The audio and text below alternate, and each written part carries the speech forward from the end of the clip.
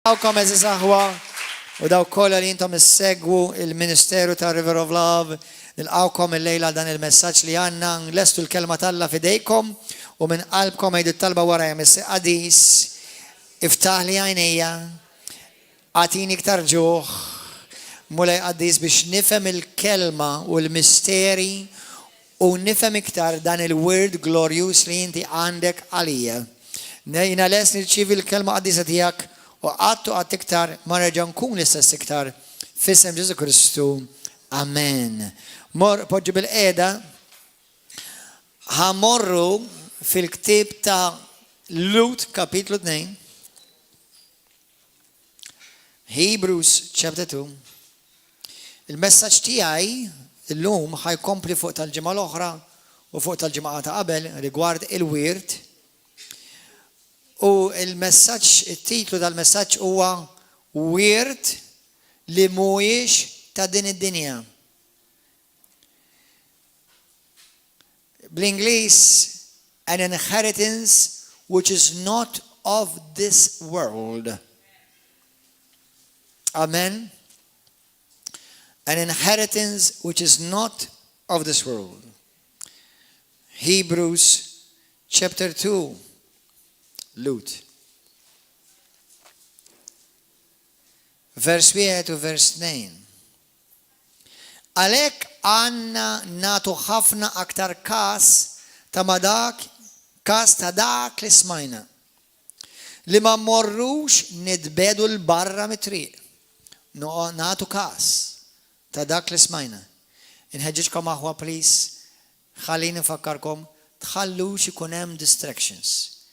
Bħal issa, bħal dan il-ħin, ma mhux ħin li tidħol fuq il-Facebook, jew tagħmel calls, jew tibgħat messaġġi. Bħal issejja għandek bżonn Alla jrid jilħaqlek ħajtek, Alla jrid imissek, għandu kelma li ġejja mis-sema għalik. Onora lil mulej u rrispetta l dawk ta' madwarek, tgħix tilgħab fuq il-Facebook, fuq it-telefon. Jessek għandek il-bibja fuq nifhimha li bil-forsi tqallibha, right? Mela, vers wieħed nerġa' naqraħħa, għalhekk aħna għandna nagħtu ħafna aktar każ ta' dak li smajna li ma mmurrux nitbedu mill-barra mit-triq. Il-bniedem jistija jitbiegħed barra mit-triq b'ħafna modi. Tista' tkun għadek inti qed tiġi fil-knisja u xorta titbiegħed mit-triq. Tista' tkun tħobb il-Ġesu ma mingħajr il-kelma u ma jekk ma tibbażax ħajtek fuq xtejt il-kelma, tista' titbiegħed mit-triq waqt li qed tgħid li tħobb il-Ġesu. Vers 2. Għax jekk il-kelma li ngħatat permezz tal-anġli kienet tiswa tant li min ma kienx ħarisa jew ma kienx joqgħod għaliha kien jieħu ħlas l-ħaqqu. Kif nistgħu neħilsu aħna jekk inwarbu, ninjoraw, ninsow, nirreġettaw salvazzjoni hekk kbira. Salvazzjoni hekk kbira. Kulħadd jgħid jien irċevejt salvazzjoni kbira. Din hi salvazzjoni li ngħatat l-ewwel bil-fom tal-mulej innifsu. Mbagħad wasluha sħiħa lilna, wasluha sħiħa lilna dawk li semgħuha. Morru fil-ktieb ta' Efesin kapitlu 1. Irrikom nitlob il-mulej għalikom issa biex Ispiritu Santu jgħin lilkom u jgħin lili u dawk kollha li tisimgħu fuq l-internet. Konna revelazzjoni friska tal-kobor tal-wirt li rċevejna.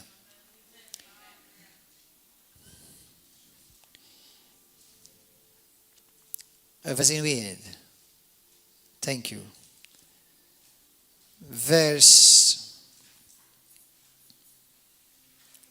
Alleluja. Ħanibda minn vers 15, din kienet it-talba, din nużaħħa ta' spiss, għax hija it-talba li Pawlu talab għall-Kristjani. Hija talba li aħna nistgħu nitolbuha wkoll. Pawlu qal għalhekk jien ukoll li smajt bil-fidi tagħkom bil-mulej Ġesu ġifier wara li smajt li intom ta' Kristu aċċettajtu l-Kristu u l-imħabba tagħkom lejn il-qadisin kollha u l-imħabba li hemm bejnietkom u lejn il-Kristjani l-oħra ma nixbaqat niżħar nirringrazzja lil Alla fikom minħabba fikom meta niftakar fikom fit-talb tiegħi. U din hija t-talba tiegħi għalikom. Li Alla ta' Sidna Ġesu Kristu l-Missier tal-Glorja jagħtikom spiritu ta' erf li jirrevelalkom biex tarfu sewwa u jdawlilkom l-għajnejn ta' qalbkom biex tarfu, jiġifieri biex ikolkom revelazzjoni x'inhi t-tama tas-sejħa tagħkom u x'inhu l-għana tal-glorja tal-wirt jew nkella x'inhu dan il-wirt glorious li intkom għandkom li intkom ġejtu mottija u biex taqsmu mal-qaddisin. Kemm minnkom tista' tgħidli jiena naf kollox fuq il-wirt li Alla tani. Minnkom hawn xi ħadd minnkom li tista' tikklejmja jiena kollox naf fuq il-wirt li Alla tani. Ħadd minnkom. Hawn xi ħadd jgħidli jiena nifhem kollox nifhem. Dak li Alla tani kollox nifhem.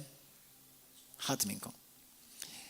Kemm minnkom taħsbu li itallimtu xi ħaġa fuq il-wirt tal-glorious li? Għala tallimtu. Żgur, u titgħallmu. Però aħna nafu, kull persuna taf, kull Kristjan jaf, kull pastor, kull teologu li jaf, li taf kemm taf dejjem hemm ħafna iktar. Please, diżomma f'moħħok. Taf kemm taf. Tistudja kemm tistudja, tiġi ġimgħa oħra tgħid dik kif qatt ma rajtha. Tgħaddi sena, tagħmel l-eżamijiet, iġġib id-dottorat, iġġib rux ma tajtri wara qabel u terġa' taqra l-Bibja tgħid dik qatt ma rajtha. Qed tifhmu? Għax xi ħadd qal li indejjem b'xi ħaġa ġdida. Vera. Vera. Il-fatt li jiena kreatura ġdida kuljum. U qatt ma nsir antik. Tafu li intom kreatura ġdida u qatt ma nsiru antiki? Illum kelli nfakkar li l-nifsi li jiena m'iniex antik. Il-bieraħ m'iniex li jien, il-bieraħ għadda. Illum jien ġdid. Mhux hekk tgħid l-Iskrittura? Kull min huwa fi Kristu huwa kreatura ġdida. Amen. Jiġifieri iva mela, bil-fors inti tkun hemm xi ħaġa ġdida kuljum. Għax inti qed tevolva.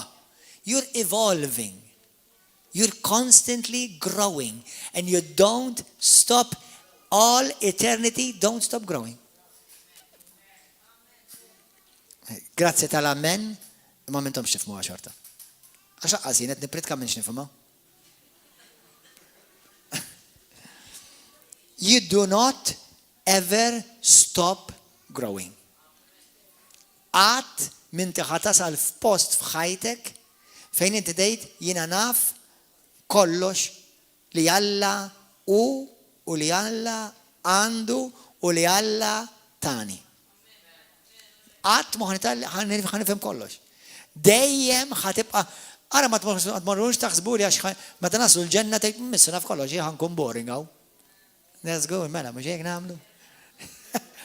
Għat minn tiħatiqaf titgħallem. U minnu vera bniedem tal-mulej għat ma jiqaf jitgħallem. Anzi, ħantikom dil-equation. Il-moment li tiqaf titgħallem tmut. That's it. Jiena u inti ma nifqux nitgħallmu. Meta jiena gradwajt mill-Bible College, kont minn li għatejt kem naf. Ilu 20 sena li gradwajt mill-Bible College is-sena d-dieħla. 20 sena. U għadni kull ġimgħa nitgħallem xi ħaġa ġdida. Kull ġimgħa. I'm constantly growing. Isimgħuni, qed ngħidilkom pubblikament. U nukli tiġi tgħidli mint is-sena l-oħra għamilta hekk. Is-sena l-oħra għadda. illum jien ġdid.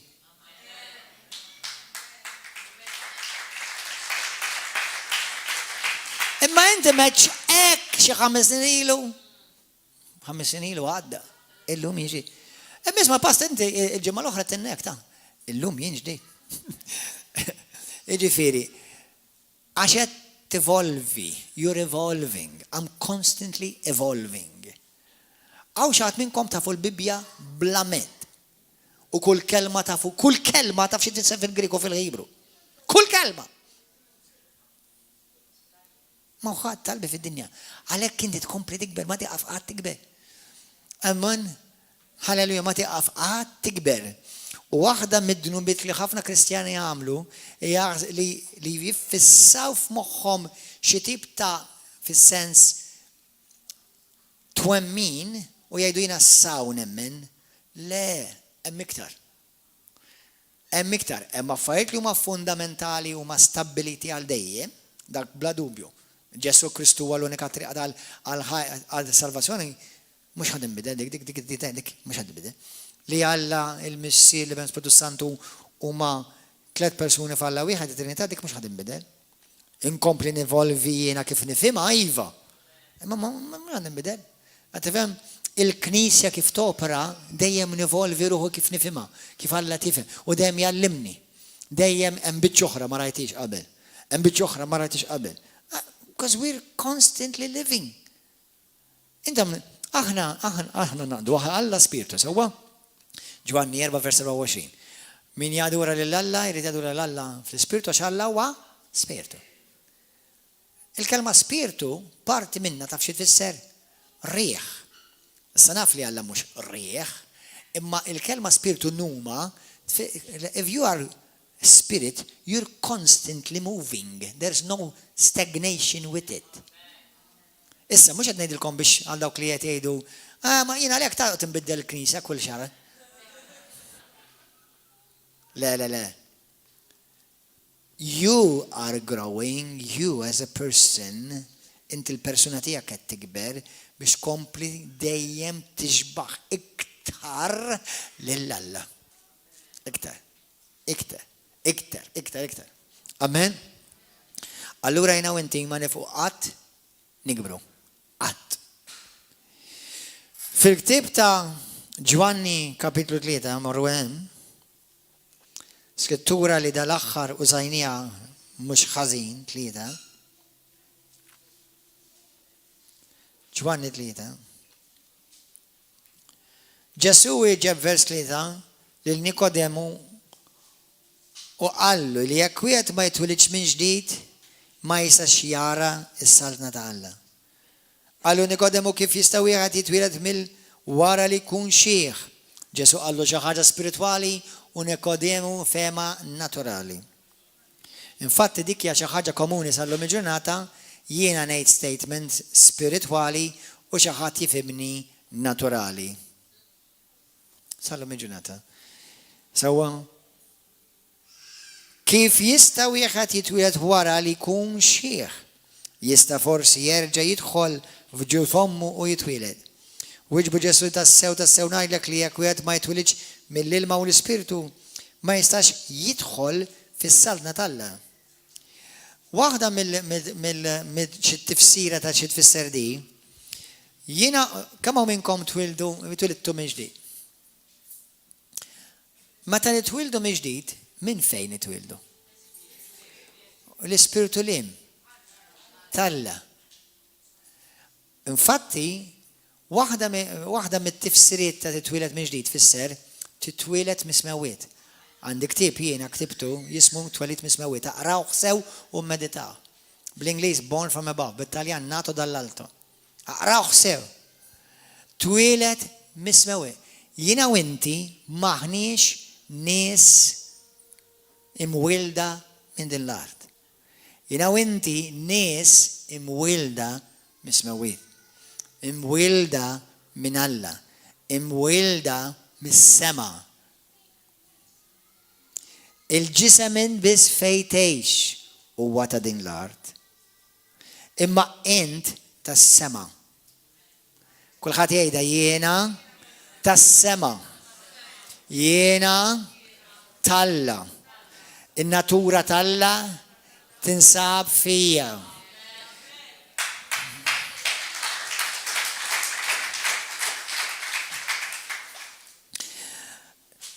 Fl-iskritturi, u ħanaraw xi-iskritturi l-lum, meta bniedem, meta Ġesu jgħid jiena ġejt biex nagħtikom il-ħajja, Ġwanni 10 vers 10. X'tip ta' ħajja? Biex sena ħansaqsikom mistoqsija. Meta Ġesu qala dik, lil min kienet jgħidha? Lil mejtin, lil dawk li kienu fil-qobra? Jew lin nies li kienu ħejjin mixin? Mela inti kif tista' din il-ħajja jekk niġi ħaj? Għax aħna nafu li Ġesu kien jitkellem spiritualment. Kien jitkellem jiġifieri jiena ġejt biex nagħtikom il-ħajja iż-żowe, il-ħajja talla. U din il-ħajja fikom tkun fil-kotra, salvazzjoni kbira. Wirt glorious. Ħafna iktar milli int kapaċi taħseb bil-karawetta ta' moħħok. U jien. Kapix? Mela meta Ġesu jiġi jagħtina l-ħajja, dik il-kelma żowe hija l-kelma ġifieri il-ħajja ta' Alla. Meta jiena u inti twilidna fil-ġisem, aħna twilidna mit-trab. Il-mit-trab ġejna u mit-trab neġgħu morru. Amen. Imma meta twilidna mill-ġdid, aħna twilidna mis-sema, twilidna mill-Ispirtu Santu, twilidna mill-Missier, twilidna minn Kristu. In-natura tal-art tagħna hija bħal trab li inti tilfes fuqu. Imma natura tal-Ispirtu tagħna hija bħal tal-Missier li aħna twilidna minnu.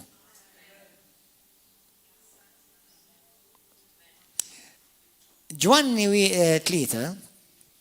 3, vers 31, murwen.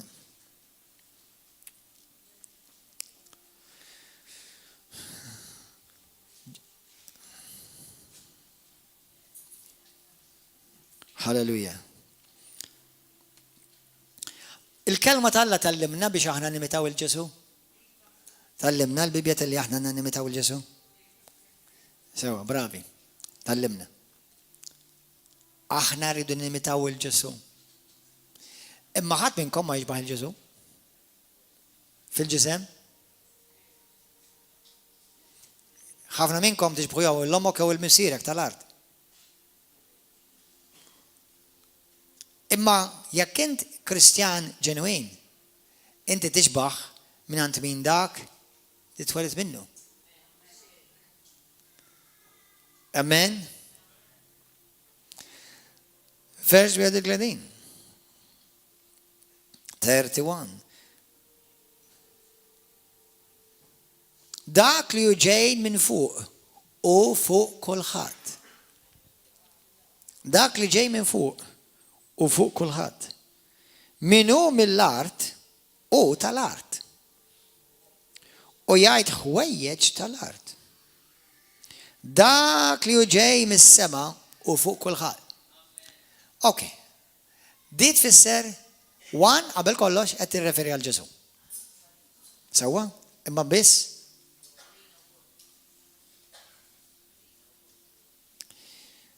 jiena taf xi dispeċini u nitnikket tiġettilkom il-ġimgħa l-oħra di ħanerġa' ngħidha. U anke avolja ħanejda ħafna mhux ħajfmuha. Li ħafna jgħidu li jemnu l-Bibja. Imma mhux veru jemnu l-Bibja. Meta vera ħanibdew nemnu l-Bibja? Meta vera ħatibda temmen dak li għadha kif qrajt? Għaliex iridu nikkumplikaw dak li huwa tant suppost faċli? Għaliex maħniex kapaċi naqbdu l-Bibja u ngħidu Alla tgħidha jien nemmina, end of story. The Bible says it, I believe it, that settles it. That's it. L-iskrittura tgħidlek fl-ewwel Timotju 3:16 tgħidlek il-Bibja, skużaw, it-tieni Timotju 3:16. Il-Bibja kollha, l-iskrittura kollha hija mnebħa, ispirata minn Alla. U hija bżonn juża u dil-kelma hija li tkabrek, timmaturak, tiċċallenġjak, tiddixxiplinak, tikkoreġik. Dak li jgħid Pawlu lil Timotju. Meta ħanibdew vera bħala Kristjani nemmnu xtejt il-Bibja. Ħafna mill-Kristjani, jew xi wħud ħalli ngħidu mhux ħafna, li ġieli nintaqa' magħhom jiena, jgħidu li ma dak mhux hekk ta' jrid ifisser. Mela għaliex ma qalx x'rid ifisser?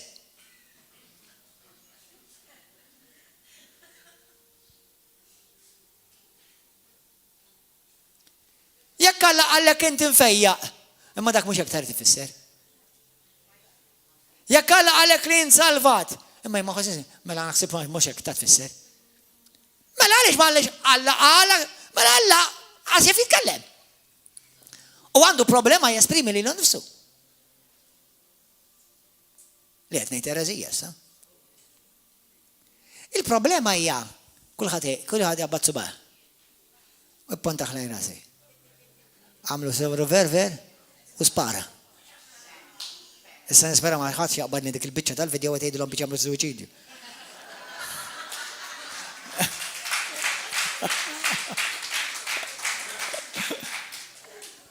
Għodu attenti x'tisimgħu. Għax faċli jaqbdu biċċa preaching minn ta' preacher. U jgħidu u jġibuh jgħid ereżija weħeda għax hija barra mill-kuntest. Sewwa, għaliex għax il-Bibja tgħidlek il-moħħ karnali huwa l-għadu tal-Alla. Il-ħsieb karnali. Ħanidilkom frażi.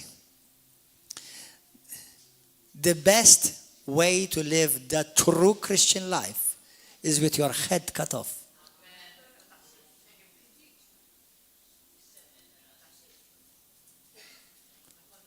Għax ħanejlikom aħwa. Jina u inti nirċivu kelma minn Alla. U l-ewwel ħaġa li għax m'hemmx maturità ħafna fina kif suppost. L-ewwel ma nagħmlu ma dejx tfissi. X'nagħmlu? Nibdew nfissruha bil-moħħ.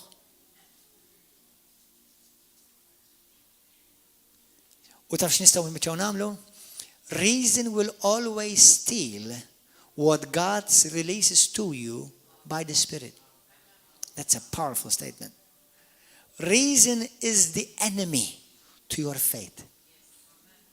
Reason is the enemy to your discovering God's divine destiny for your life.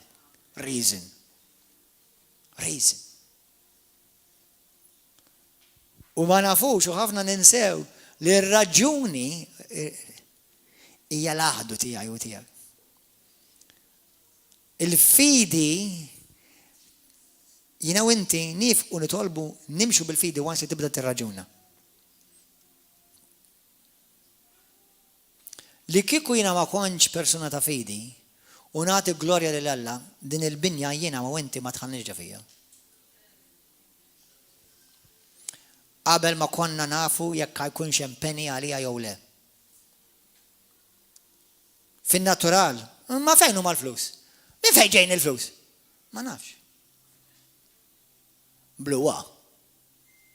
Iva, hekk imsejjaħ int, iblaħ f'għajnej id-dinja, imma għaref u għaqli f'għajnej Alla.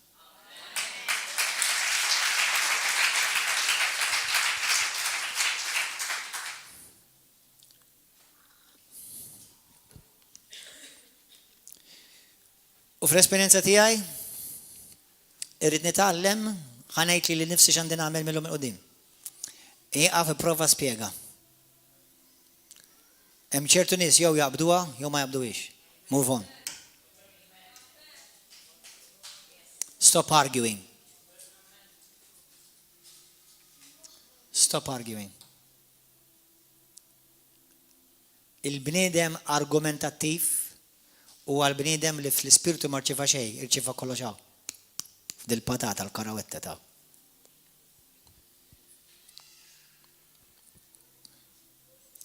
Just believe what the Bible says, full stop.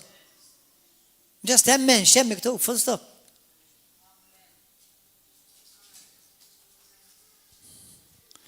Dak li huwa ġej minn fuq u fuq kulħadd. l-ewwel qabel kollox għal Kristu qed jirreferi. Imma jekk toħodha fil-kuntest tal-kapitlu kollu, mhux Ġesu biss ġej minn fuq, kull min jitwiled minn ġdid ġej fil fuq. Halleluja. Amen. Halleluja. Grazzi Ġesu. Meta aħna twilidna fit-2 Korintin kapitlu 5 marru hemm. Daw skritturi li intom tafuhom ta' marit nejnkom bl-għajnuna tal-mulew bil-grazzja tiegħu u nejn li l-nifsi inħarsu la jamu nemnuhom propja kif huma.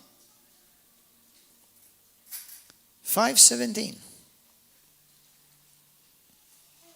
2 Korintin 5:17. Meta wieħed jingħaqad ma' Kristu, jingħaqad. When one is united with Christ, isir ħolqien ġdid, isir kreatura ġdida. Il-qadim għadda u daħal ġdid. L-imparti minnek sar ġdida. L-imparti minnek sar ġdida.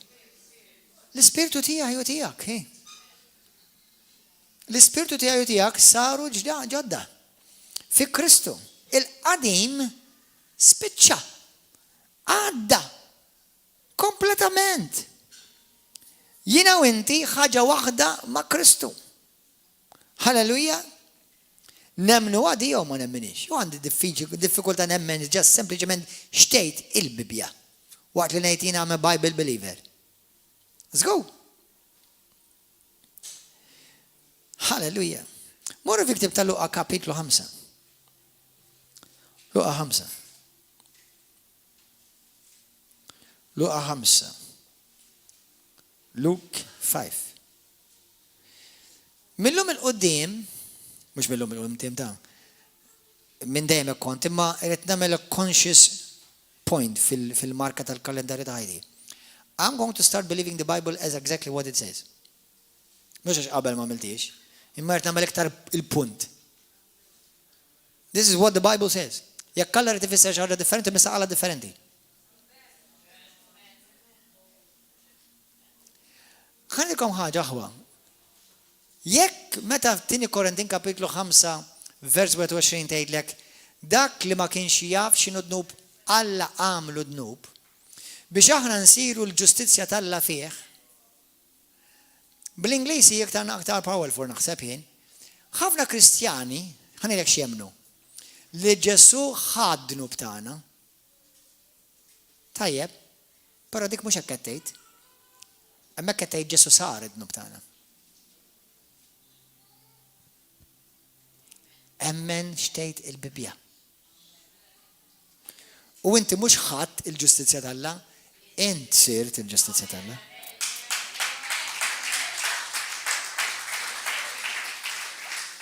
Imma taf kemm jippritkaw li għal aħna ħadna mill-ġustizzja tal-Alla u li Ġesu ġar id-dnub tagħna u vera għax hija parti mill-verità imma mikbar, hemm deeper, hemm ħajja. Il-Bibja mhux hekk qed tgħid li biss ħadu li saru. Għalhekk huwa salvazzjoni hekk kbira. Għalhekk kif nistgħu naħarbu jekk aħna nwarbu salvazzjoni kbira. Għalhekk huwa wir glorjuż u li Pawlu talab li għajnej il-Kristjani jinfetħu. Għalhekk Efesin 3 vers 17 tgħidlek li Alla kapaċi u jixtieq jagħmel il-fuq u l-bost aktar il-għol aktar minn li taħseb u li tista' timmaġina moħħok fik.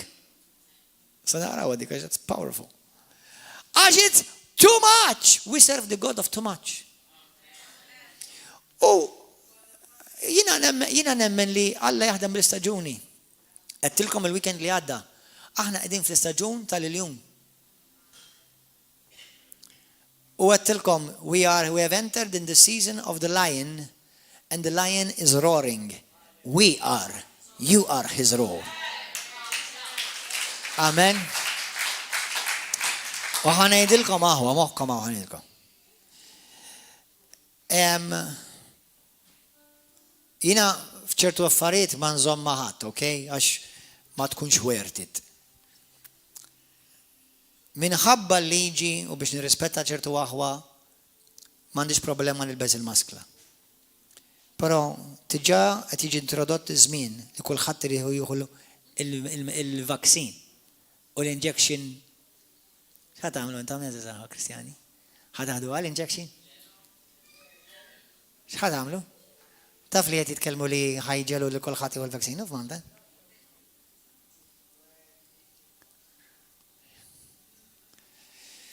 Bola għaddisejna ħalli meta tried dan il-pajjiż jiena u lidek eżis ma nitafġux taħt dak il-bini li rjat jirid naraw jaqa' fejn saru moqżeżiet u ppukjaw għajnej Alla.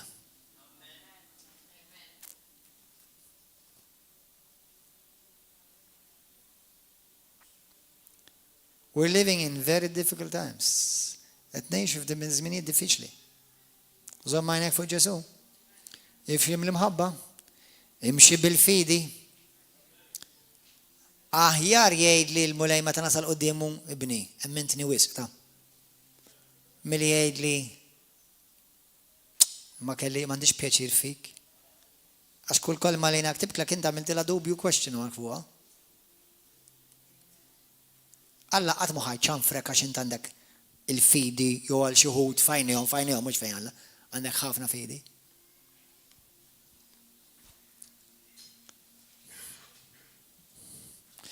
U dejt neġġi bejni u bejn ruħi, għaliex il-mulej qed imexxini biex nippridka dawn il-messaġġi. Għax il-poplu tal-Alla jrid ikun jafx qawwa glorjuża minfestita fihom għax iridu jkunu kapaċi jiġġieldu l-ġrieda li ġejja.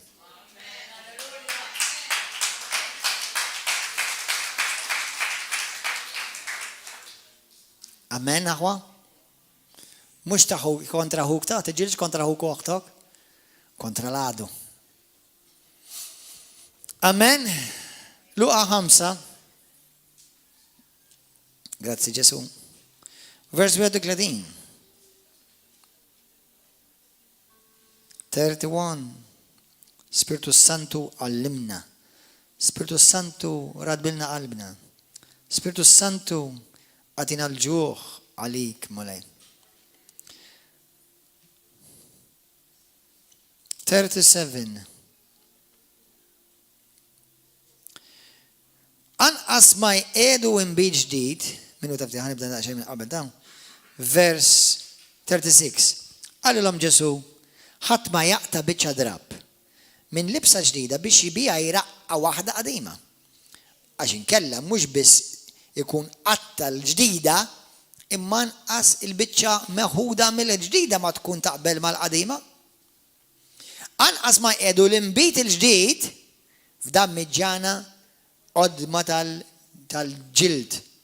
Għax inkella l-imbit il-ġdid jifqad dam miġġani u jinxteretu u jintilfu d-dam miġġani. Iżda imbit ġdid iqeduh f'dam miġġana ġodda.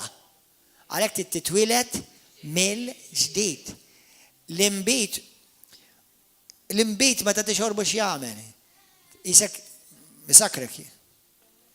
Jew jagħmlek happy. Meta fl-Atti tal-Apostoli nżel l-Ispiritu Santu u bdew jaġixxu qishom nies fis-sakra. U ħadd ma jkun irid mill-imbit ġdid wara li jkun xorob mill-qaddim. Ħadd ma jkun irid mill-imbit ġdid wara li jkun xorob mill-qadim. Għax jgħidlek il-qadim tajjeb. Eżaż aħwa, di fiha ħafna talim dil-Iskrittura, imma itlob, mulej għamilni damiġġana ġdida kuljum. Għax anke damiġġani ġodda, jekk ma jqgħodux attenti jsiru antiki. Ma nistax ngħix fuq ir-revelazzjoni tas-sena l-oħra. Ħobżna ta' kuljum tfisser revelazzjoni kuljum ġdida. Il-ħobż dak ta' x'ħobż ta' Alla? Il-manna. Il-manna xi tfisser? Revelazzjoni. Għalhekk jiena inħossni nirriserva ħafna ruħi meta niġi biex nidentifika lili nifsi ma' ċertu evanġeliċi. Għax naf li ċertu evanġeliċi saru dam miġġana antika. M'hemmx moviment tal-Ispiritu Santu, m'hemmx iktar miftuħa għal dak li Alla qed ikompli jirrevela fil-ġisem ta' Kristu. Ovvjament qatt ma mmorru l-bot minn dak li huwa fundamentali u l-pedament, imma hemm ħafna affarijiet fil-Bibja li ħafna għandna ma rajnihomx. Imma kemm minnkom tixtiequ tarawha? Mela Adam miġġana ġdida tiġġebbed. Amen? Halleluja. Mela jekk l-iskrittura tal-limna li l-ħajja tal-Alla hija fina. Amen?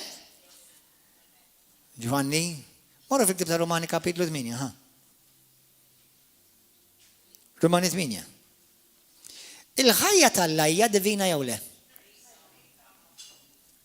Hija tal-art jew tas-sema? Mela l-ħajja tal-Alla fik hija divina tas-sema. U kum min wieled mis-sema huwa għandu fih il-ħajja tal-Alla. U l-ħajja tal-Alla li twilet mill-ġdid minna inti hija ħajja divina. Imma lejna u inti mhux umani biss. Il-kelma uman tfisser mill-art. Dik il-kelma uman, human, tfisser tal-art. Imma jina u inti maħniex tal-art, jina u inti tas-seba. Ħanilkom statement u iktbuh.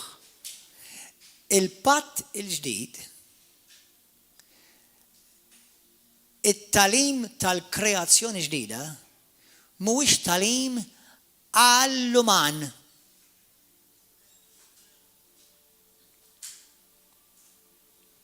Ġifieri, it-talim tal-patt il-ġdid, it-talim tal-kreazzjoni ġdida huwa talim għall-bniedem li ġej mis-sema. Mhux għall-bniedem tal-art. Battu għadi? Jekk ma battix mura moda sew id-dara mbagħad.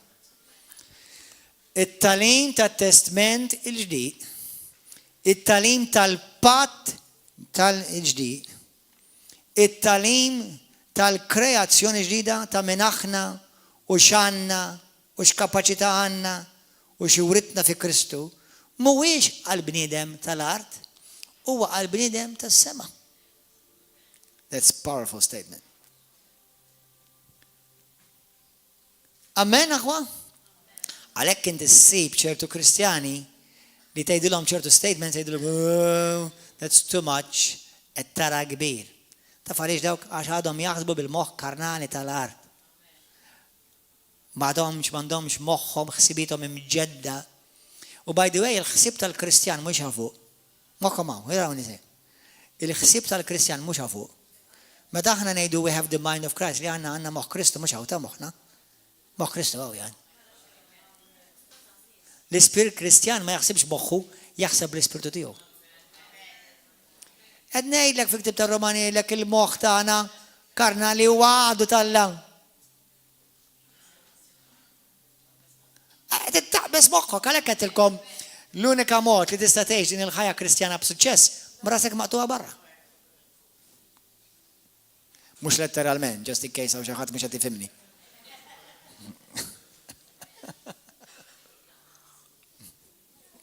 Amen? Mela, Romani kapitlu 8.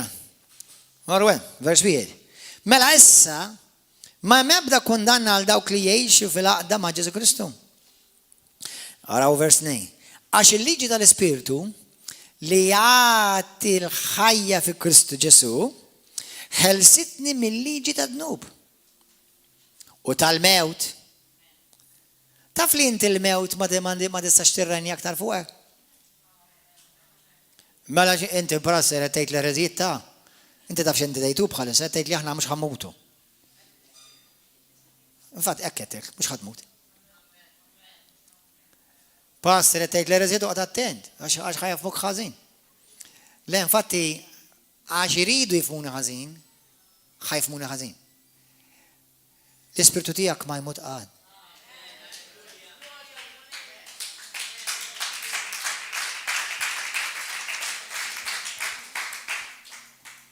Il-ġisem imut, l-ispirtu tagħna ma jmut qatt. Konna mejtin fid-nubitna, imissa ma mutu qatt. Issa ħaġa waħda ma' Kristu. Issa l-ispirtu tagħna u l-ispirtu tal-Alla u aħna nvaduti bid-DNA ta' Alla, divinità, divinity, xiktar, nature available, divine nature available. That's your DNA. Divine nature available. In-natura tiegħi fi Kristu hija divina li qiegħda hemm fija. In-natura tal-bniedem tiegħek hija trap. Hija tal-art. Għalhekk dak li hu il-bniedem tal-art ma jistax jiret is-Satan tasmawi.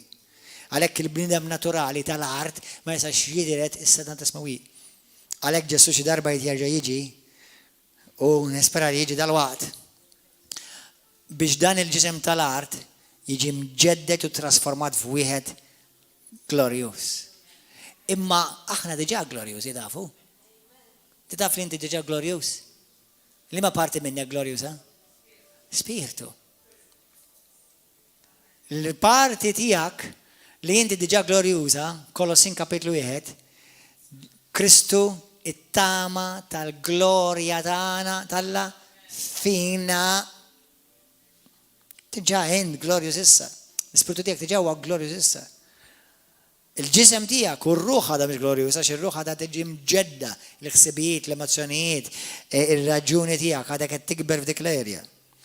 Imma jekk Alla qiegħed fl-ispiritu tiegħek u jekk inti twilet minn ġdid u l-ispiritu tiegħek hija dammiġġana ġdida, issa inti u Alla ħaġa waħda, tafu għadi? Morru l-ewwel Korintin 6:17, morru dawn huma skritturi li f'qawlek moħħok. Alleluja. L-ewwel Korintin kapitlu 6 vers 17. Kapitlu 6 vers 17. Min jingħaqad mal-mulej u ruħ waħda miegħu, jew nkella mhux ruħ hawnhekk translation ħażina. Whoever is joined to the Lord, min jingħaqad mal-mulej huwa spiritu wieħed. Infatti fil-Grik hekk tfisser, hekk bistejt. Whoever is joined unto the Lord is one spirit.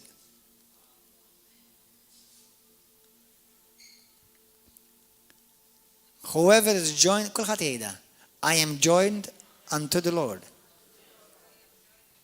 And in the Lord, in Christ, I am one spirit. So is it my spirit or his spirit? You're one. Sometimes we call it yours, sometimes we call it his. You're one. Your spirit is God's, and yours is God's spirit. The born again, nbulet mġdi. Għattif muħwa? Halleluja. Kam għamilkom tħobbu t-te? Għamilkom tħobbu t-te? Jena nħobbi ħafna te, infatti dik hija droga tiegħi. Tgħidu l-ħadd li nuħu drogi. Imma dik hija l-unika droga tiegħi. Te llum il-ġurnata qabel kont nieħdu bit-sokkor, issa sirt nieħdu bl-istevia. Hawnhekk ara. Reklama l-istevia. U ħalib semi-skimmed u għalija tista' tajtni aħjar minn whisky, brandy u Malibu, Baileys u whatever. Tazza teġbin, la mantija. Imma kif isir it-te? Issa it-te jsir, taqbad it-tibe, ħantikom riċetta l-lum mara. Taqbad tibek, tfaħħaf tazza u tferra l-ilma jaħraq fuqha. Il-moment li dak l-ilma jaħraq imiss ma tibek, dik it-tibek tibda ddub u l-kulur tagħha jibda jinfirex mal-ilma. Halleluja. It-tibek huwa jiena u int. L-ilma jaħraq u Alla. Meta Alla ġi fik, int u Alla tħallattu. u xirtu spiritu wieħed. Hallelujah. Thank you, Jesus. Għattif muħwa. Għandi ħafna xinajdilkom, ma tifilħux għalli ħalissa. Ek għalġesu l-disċipli tijow. Ħammorru f'din l-axħa skrittura, ħammorru l-axħa. ħane prova namel sa 5 minuti uħra bis. Taqbdu xaħġa. Anzi, għodu, qabel ma tmorru emmek, ħankomplu vers 17. Għaxan għarajna vers 17, sewa, min jinaqat ma Kristu huwa spiritu wieħed.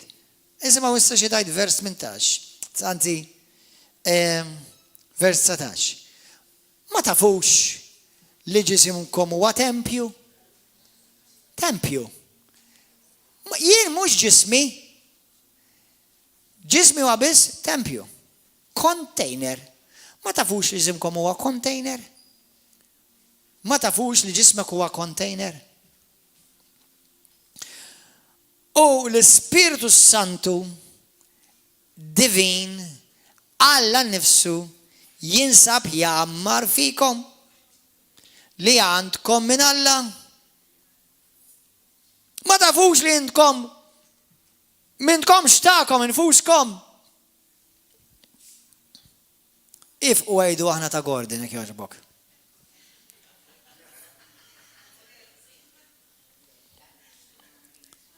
Aħna ta' Alla. Kull min det ħares pażenti bħasat tara l-container. Imma xejn fil-container huwa Alla. L-Ispirtu tal-Alla. L-Ispirtu li jien u sirna ħaġa waħda u ma tistax tifridhom. Tista' tiddistingwihom ma tistax tifridhom. Kapix? Ħalel għax bil-għolu ġejtu mixtrija, mela għatu ġieħ lill-Alla permezz ġisimkom. Isimawni, għatu ġieħ lil min qed jgħid. Għatu ġieħ. Għatu ġieħ, min qed jgħidek? Pawlu qed jgħid lilkom, meta qed jgħid lilkom lil min parti minnkom qed jindirizza? Lil min parti minnkom qed jindirizza? Lill-Ispirtu. L-Ispirtu joffri l-ġisem. Intom għaddisa u ġodda Spiritu, ħaġa waħda ma' Kristu, issa ġisimkom offruħ lill-Alla. Ġismek huwa vessela, huwa container. Il-container issa offruħ lill-Alla. Ħalli permessa dak il-container taqdi lill-Alla. Inti diġa tal-Alla u Alla diġa fik u intom ħaġa waħda mal-Alla, immissa dak il-container u saħal Alla. Halleluja. Amen. Ħammorru f'waħda mill-iktar skritturi fl-iskrittura li huma radikali. 3 minuti għandi u nagħlaq. Għax ovvjament tant fih this is too radical. This is radicalism. ħanaqralkom x'mun Petru għaddej u apostolu ta' Ġesu Kristu lil dawk li għal ġustizzja tal-Alla, praise and worship team, would you please come? Salvatur tagħna Ġesu Kristu. Mela jgħid, mela ħanabdu aħna isimgħu nisew. Aħna dejjem ngħidu araw min qed jitkellem, araw lil min qed jindirizza u araw x'inhu s-suġġett. U araw x'inhu l-kuntest. Tieni Petru kapitlu 1 minn vers 1 sa vers 4. Ħanibdew naqraw nerġa' naqra. X'mun Petru, it-tieni Petru, għaddej u apostolu ta' Ġesu Kristu. Lil dawk li għal ġustizzja ta' Alla u s-Salvatur tagħna Ġesu Kristu kellhom ix-xorti li jkollhom fidi għażiża daqs tagħna. Jiġifieri dan qed jitkellem l-Apostlu, qed jindirizza lil Kristjani u mhux qed jindirizza lil Apostlu jew qed jindirizza lilek u lili. Amen? Qed jindirizza lilna. U qed jgħidilna il-fidi li intom irċevejtu hija l-istess għażiża bħal tagħna eżatt. Grazzja lilkom u slim bil-kotra. Kulħadd jgħid grazzja lili u slim bil-kotra. Il-grazzja hija tiegħi u mogħtija lili bislim bil-kotra. Il-kelma grazzja xi tfisser? Kemm il-darba tilkom. Biex inkunu tkunu tafu għaliex dan huwa word glorious. Għaliex il-messaġġ illum jismu wirt mhux ta' din id-dinja. Il-kelma grazzja hija l-kelma charis bil-Grek li tfisser l-influenza tad-divinità jew l-influenza divina fuq qalbek. U tfisser il-qawwa kulħadd jgħidha warajja, grazzja tfisser il-qawwa sopranaturali, ġifieri sopra fuq in-natural. Il-qawwa fuq in-natural, il-qawwa sopranaturali ta' Alla li tgħinni nagħmel dak li jien fis-saħħa tiegħi m'iniex kapaċi nagħmel. Jiġifieri dak li issa qed nagħmel mhux iktar jien qed nagħmlu missa Kristu fija. Kapiex? Dik hija grazzja. Paċi, shalom bil-Hebrew li tfisser isimgħuni this is powerful. Morru għamlu l-equation, morru għamlu 1 plus 1 plus 1 plus 1. U tara jekk ikollok jekk tiskirx. Fejn din il-paċi, il-kelma paċi, shalom, bil-Hebrew tfisser li inti ma jkollok xejn xonqsok. Xejn nieqes. Nothing missing. Nothing broken. Din il-grazzja li ġiet mogħtija lilna il-qawwa sopranaturali ta' Alla biex tgħinna nagħmlu li dak li bis-saħħa tagħna mhux kapaċi aħna nagħmlu u li bil-qawwa sopranaturali tiegħu u b'din il-paċi shalom li xejn ma jonqosna issa u xejn ma jonna nieqes jew broken jew nothing missing xejn ma jonqosna. Bis-saħħa tal-arfin dan aħna rċevejnieh biex bis-saħħa tal-arfin ġifieri dan rċevejnieh billi smajna u minna u ġejna marfa. Sieħ tagħna f'Alla u Sidna Ġesu Kristu. Vers 3. Moħħkom hawn. Għax din hija dan huwa buffet waħdu. Vers 3 u vers 4 huwa buffet waħdu. Is-seta tiegħu ta' Alla tatna dak kollu li huwa meħtieġ għal ħajja. Is-seta ta' Alla tatna dak kollu li huwa meħtieġ. Mhux għal ġenna jew la naslu l-ġenna imma għal din il-ħajja fi Kristu. Għal din il-ħajja. U t-tieba billi għarfitna l-dak li sejħilna għal glorja u l-qawwa tiegħu innifsu. Bis-saħħa ta' dawn, x'inhu ma dawn il-wedid, bis-saħħa ta' dan il-wirt, isimgħuni kulħadd jgħidha bis-saħħa ta' dan il-wirt, ta' dawn l-eżes u l-akbar ġid li kien wedna biex aħna bih wara li nkunu ħlisna mit-taħsir li hawn f'din id-dinja, l-ħtija tal-ġibdiet ħżina, x'namlu? Nissibħu fin-natura ta' Alla. Ħafna isibuha diffiċli biex jaċċettaw x'tgħid dik l-iskrittura. Kemm hawn minnkom għandkom il-Bibja s-sewda? Hawn xi ħadd minnkom għandkom il-Bibja s-sewda? Is-sewda. Hawn xi ħadd quickly? Ejja law sister. Importanti dak tiġi taqra hawnhekk dejja? Ma tistax taqra ħanti? Ġiba sister, ġiba. Ħalli nara għax għandu kliem irqiq ħafna. Ħalli nara fix. Tieni Pietro. Irqiq għawis di. Le, dizzejjed irqija, my goodness gracious. It's a pity għax vera bibja tajba. Għaw xaħat jista' jaqra ħili? Għaw xaħat minnkom tara ħadi? Ejja jaqra ħili, sister. Tieni Pietro. Intom temnu l-Bibja? Temnu xem miktub? Anka kien stema bombastiku? Amen. Tieni Pietro kapitlu 1. Għamil li vers, aqra li vers 4, please. Għandik da. Go for it. Vers 4. Li bijom huma mogħtijin lilna wedi l-aktar kbar u prezzjużi biex bijom intom issiru imxerkin fin-natura. Issiru mxerkin, jiġifieri tissibħu. Tixxirku. Dik il-kelma hija l-kelma koinonija fil-Grik li tfisser ħaġa waħda, għaqda, maqudin, imħawdin, maqudin ġa xulxin. Xiktar. Billi tkunu ħlistu mit-tasir li hemm Tħassir, mit-tħassir. mit-tħassir li hemm fid-dinja minħabba iż-żena. Minħabba żena. X'kontu? Kompli. U barra minn dan għamlu l-ħeġġa Ok, kollha. mela ġaqra vers 3 u vers 4. Għaliex is-seta divina tiegħu tatna Is-seta divina tiegħu tatna ċiktar. kull ma jinħtieġ Jeħtieġilna, għal-ħajja għal-ħajja u u għat-tieba. permezz tal-arfa Permess tal-arfin, ta' dak li jsejħilna għal-glorja u l-virtu. permess dak li sejħilna l-glorja u l-virtu. Li bijom huma mogħtijin lilna wedi l-aktar kbar u prezzjużi. Biex bijom intom issiru mxerkin fin-natura Biex intom divina. bijom issiru imxerkin, ġifiri, bijom intom dawn il-wedid, dan il-wir kbir, intom tibdow tiħdu sen. Billi tkunu ħlistu mit-taħsir li hemm fid-dinja minħabba iż-żena. Amen. Eżez aħwa, taf li jina u inti ħlisna mit-taħsir? Mux tal-ġisem, tal-ispirtu. Memx iktar taħsir fl-ispirtu.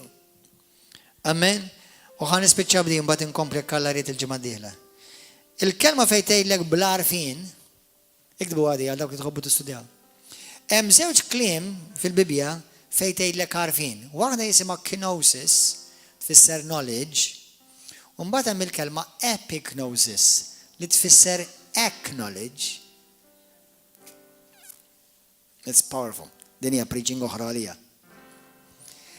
Jina u inti nikbru fir-revelazzjoni iktar ma nacknowledġjaw dak li diġà Alla tagħna fina. Natura divina li nissibħu ma' natura tiegħu kontinwament. Iktar ma tarfu dan, iktar ma tirrealizzaħ f'ħajtek, iktar tikber. Iktar tesperjenza l-ħajja tal-Alla fuq din l-art fil-ħajja tiegħek.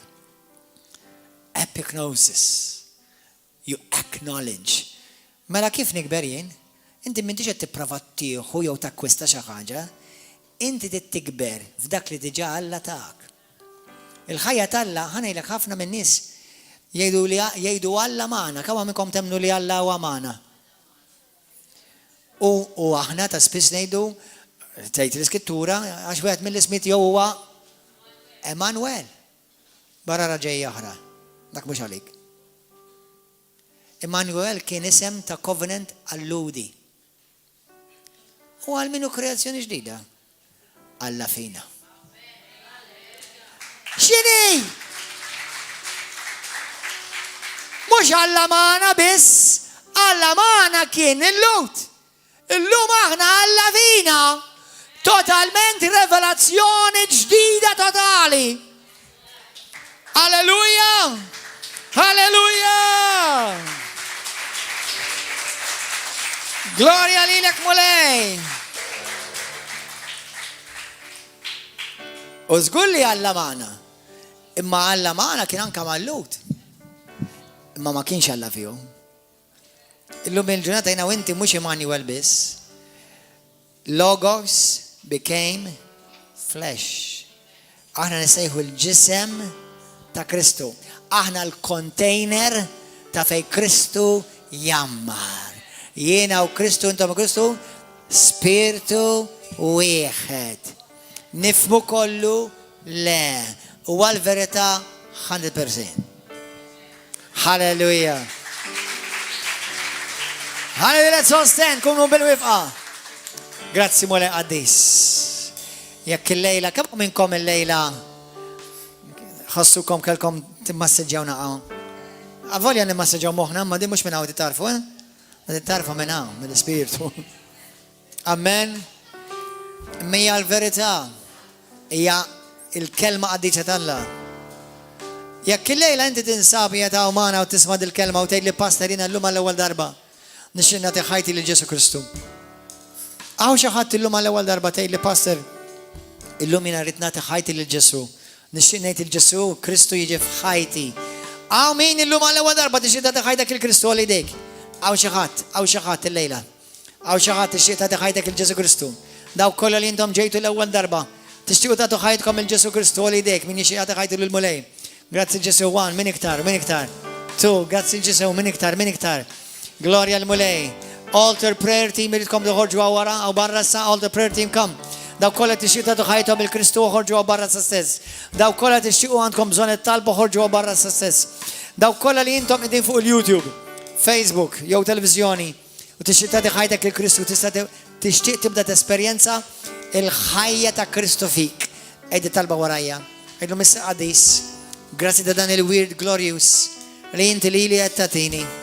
Mulej, niddikjara minn fommi li Ġesu li ben tal-ħaj, li huwa l-liben li meta lija fuq is-salib u li ġar fuq il-mewt tiegħi, il-saħta tiegħi, id-dnub tiegħi u l-mart kollu tiegħi. U jiena nemmen li permess tal-mewt u l-qawmin tiegħu jiena ġejt salvat. Illum nitolbok Ġesu f'qalbi, poġġi fuq it-tron ta' ħajti u salvani. Millum il-qoddim u li għatin il-grazzja nejxa lik u mu li għakompli għatin il-ġuħulaċċa lik u imlini bil-preżenta tal-Spiritu Santu għal-glorja tiegħek missir. Amen. Jekk inti għeddi talba l-lum minn qalbek, verament minn qalbek l-lum inti salvat, twilet minn ġdid, u dak kollu l-lum jina għetta unek dan jotta lik. Kompli jikber fil-mulej, aqra l-Bibja, irringrazzjaħ faħru u ibdejja l-fellowship River of Love. Kull nar terba u natasi fil-sabata flasġija u l-ħat fil-ħoddu flasġa. Il-pija, God bless you. Narawkom, hallelujah, God bless you. Praise God, thank you Jesus.